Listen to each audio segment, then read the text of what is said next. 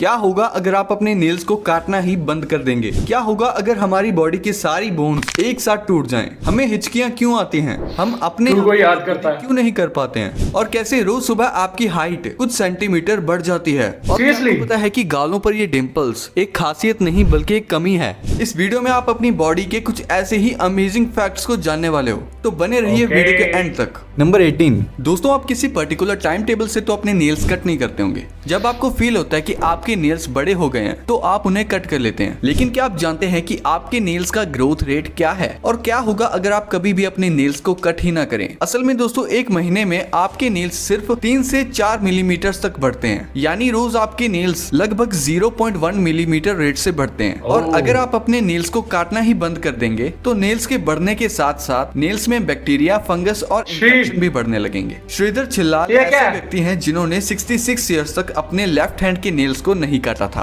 इन्होंने अपने नेल्स 1952 में बढ़ाने शुरू किए थे और 2018 में काटे थे, इसीलिए इनका नाम Guinness book of world records में भी मौजूद है। मतलब भाई ये कौन सी फैंटेसी है? लोगों को मैंने सुना है बाल लंबे करते हैं लोग, मतलब नाखून लंबे करना, ये क्या फैंटेसी है? इन 66 सालों में इनके लेफ्ट हैंड के नेल्स की लेंथ 909 सेंटीमीटर हो गई थी, लेकिन इन 909 सेंटीमीटर नेल्स का वजन इतना बढ़ गया था कि उनकी हाथ की उंगलियां टेढ़ी पड़ गई थी। और तो और नेल्स के वजन से उनकी बॉडी की लेफ्ट साइड की नर्व्स भी डैमेज हो। पहली बात तो यार, तुम थोड़े दिन नेल्स ना काटो, उसी में इतने जर्म्स ऐसे काला काला दिखना शुरू हो जाता है। ये तो कितना अनहेल्दी लग रहा है, अनहाइजीनिक लग रहा है। और मतलब उस हाथ से ये कैसे सब कुछ करते होंगे भाई?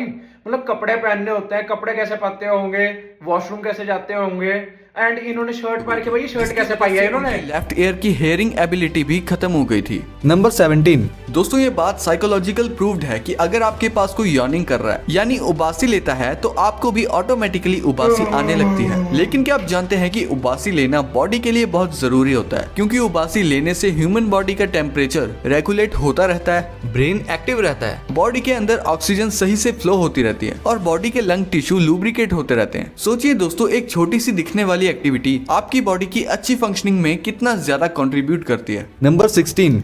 वैसे ऐसा होता है ना, जब कोई ऐसे उबासी ले रहा होता है, सामने में हमें दिख जाए कि उबासी ले रहा है, तो ऑटोमेटिकली हमें भी ऐसा होता है कि हमें भी उबासी आ रही है। मेरे साथ तो हुआ है ऐसा, अगर आपके साथ हुआ तो बताना।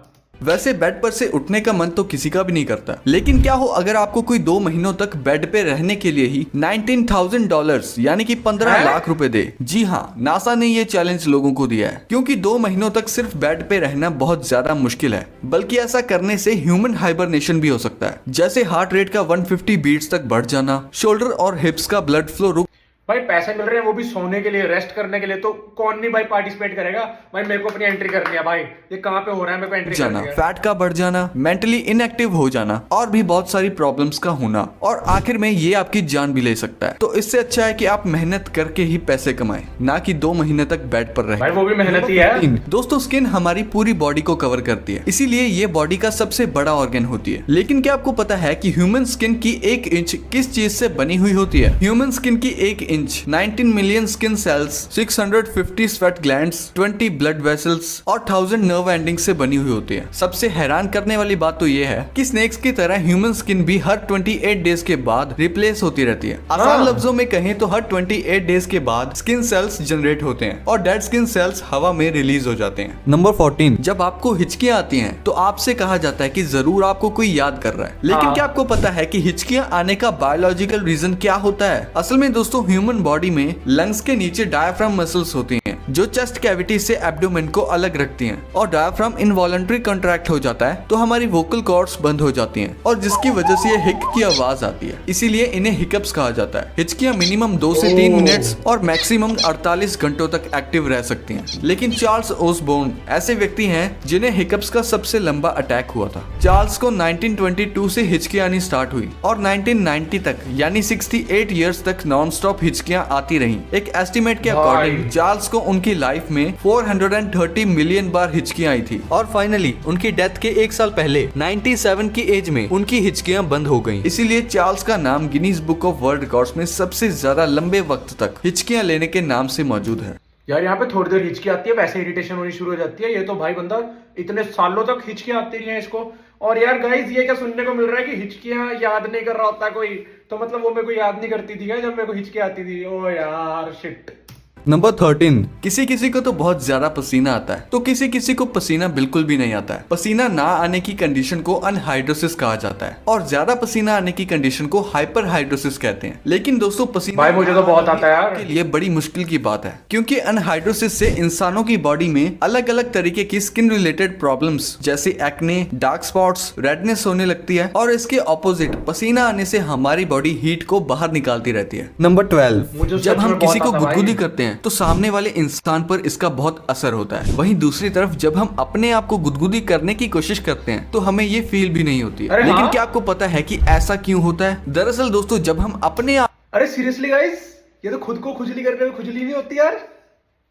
अबे यही मेरे को अभी कोई और करेगा मैं तो लोटपोट हो जाऊंगा। को गुदगुदी करने की कोशिश करते हैं तो हमारे ब्रेन को इसकी जानकारी पहले से ही मौजूद होती है, जिसकी वजह से ब्रेन के सेरेबेलम को पहले से ही पता होता है कि इस तरह की गुदगुदी से कैसा महसूस होगा। इसीलिए जब हम खुद अपने आप को गुदगुदी करने की कोशिश करते हैं तो आपको वो फील सेम वैसे ही जैसे एक आदमी या एक औरत को पता होता है कि सामने वाला आदमी या औरत उसके लिए ठीक है या नहीं, बट फिर भी वो उसके झांसे में आता रहता है। सेम एग्जैक्टली वही पॉइंट है यहाँ पे। क्या आपको पता है कि जब आप रोज सुबह सोकर उठते हैं तो आपकी हाइट नॉर्मल हाइट से 1 सेंटीमीटर ज्यादा लगती है और शाम होने तक हाइट कम लगने लगती है। ऐसे ऐसा कैसे? इसीलिए होता है क्योंकि पूरे दिन थकावट और काम करने से बोन्स के बीच मौजूद कार्टिलेज शाम तक कंप्रेस्ड हो जाता है, जिसकी ओह। वजह से शाम तक हमारी लंबाई कम लगने लगती है। वहीं दूसरी ओर रात भर आराम करने और सोने से कार्टिलेज रिलैक्स हो जाता है, जिससे सुबह के वक्त हाइट 1 सेंटीमीटर ज्यादा लगती है। नंबर 9, वैसे सुबह बहुत सारी चीजों की हाइट बड़ी होती है। दोस्तों आपने अपने या फिर लोगों के नाखूनों पर ये सफेद दाग तो देखे ही होंगे, लेकिन क्या कभी आपने सोचा है कि ये कुछ लोगों के ही नाखूनों में क्यों होता है? दरअसल नाखूनों में मौजूद मेरे ये तो नहीं है। सफेद दाग आपकी बॉडी में आयरन, कैल्शियम और मिनरल्स की कमी का कारण होता है। मतलब मेरे पूरे और माइंड का कनेक्शन इतना स्ट्रॉन्ग है कि अगर हमारी बॉडी में कहीं भी कोई गड़बड़ होती है या कोई बीमारी होती है या फिर किसी न्यूट्रिएंट्स की कमी होती है तो उसके सिम्टम्स हमें बहुत जल्दी दिखाई देने लग जाते हैं, ताकि हम उसे तुरंत ठीक कर सकें। भाई कमाल के फैक्ट्स यार, मैंने पहली बार ऐसे फैक्ट्स देखे और मेरे को देख के बहुत मजा आया। अगर आपको भी मजा आया तो please do like and subscribe.